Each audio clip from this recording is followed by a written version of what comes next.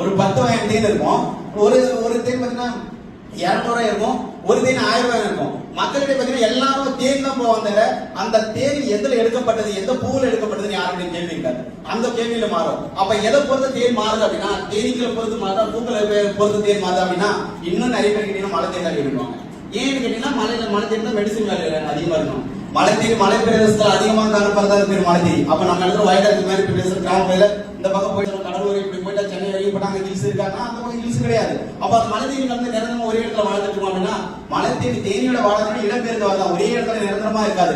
அது பூக்கள் கேட்டவரை இடம்பெயர்ந்து போயிட்டு தான் இருக்கும். அப்ப தேனிகளும் நிரந்தரமா ஒரு இடத்துல வாழாது. அப்போ மழை தேனி வந்து இப்போ ஒரு சில இடத்துல ஹில்ஸ் இல்ல, அந்த இடத்துல கிராம பகுதியில வாழ்ந்துட்டு இருக்கு அப்படின்னா, தேனீக்கள் இவ்வளவு தூரம் இவ்வளவு டிஸ்டன்ஸ் தான் போகணும் இருக்கு. இப்ப ராப்பி வந்து 3 to 5 கிலோமீட்டர் இங்க இருக்கு போனா, இந்த 3 to 5 கிலோமீட்டர்ஸ்க்குள்ள எந்த ஃபிளவர் இருக்கோ அந்த ஃபிளவர் பொறுத்து தான் தேன் இருக்கும். தேனீக்கள் பொறுத்து தேன் தரம் பண்ண முடியாது. அப்ப ஹில்ஸ்ல எடுக்கப்பட்ட தேனா இருந்தா அங்க மெடிசன் பிளான்ஸ் இருக்குன்னா அதே இடத்துல NDP பாக்ஸ் நீ போயிட்டீங்கன்னா NDP 2 to 3 கிலோமீட்டர் போதுன்னா அங்க இருக்கிற ஃபிளவர் தான் அடியில இருந்து வைக்கும். அப்ப தேனீக்களை பொறுத்து தரம் பண்ண போடக்கூடாது, அந்த பகுதியில் வாழ்ந்த பூக்களை பொறுத்து தரம் பண்ணும்.